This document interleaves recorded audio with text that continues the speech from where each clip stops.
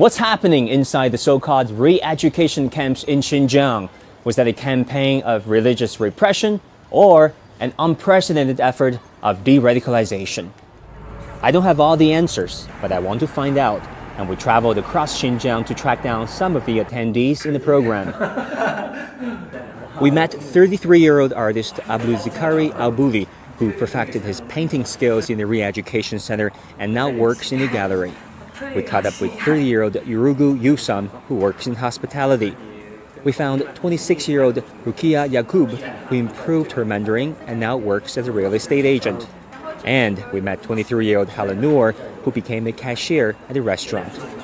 A top Xinjiang official told us that by now all people have left the education facility. Now, looking back, one might think that much of the world has been against China's re-education centers in Xinjiang, right? Wrong.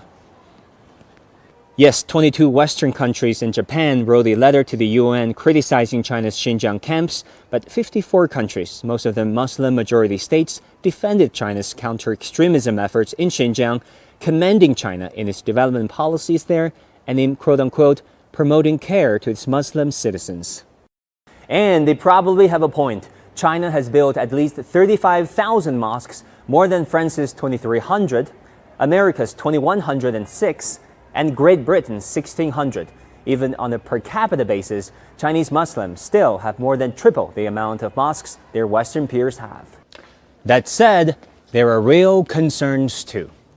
Many reports said that the mosques here have been demolished on a large scale. Is that true? Xinjiangda aztola chiqilgan ishlarmi bor. Shu masjid nayto uzun tarixga ko'nirib ketgan.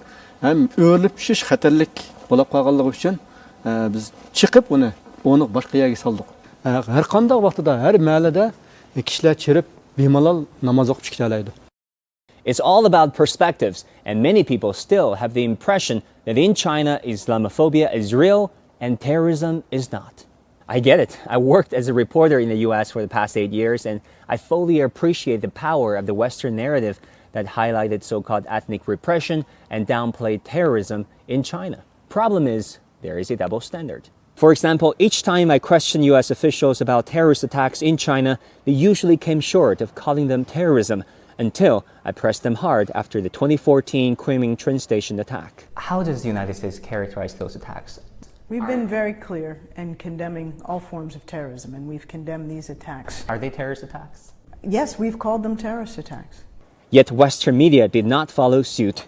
Among the top 30 reports on France's Charlie Hebdo attack in 2015, 25 used the term terror attack, whereas in the Kunming attack, only 2 used it.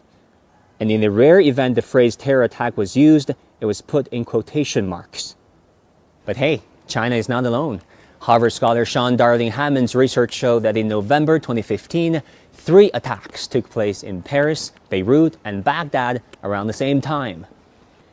There were 392 articles about the attack in Baghdad, 1,292 about the one in Beirut, and 21,000 on the Paris attack.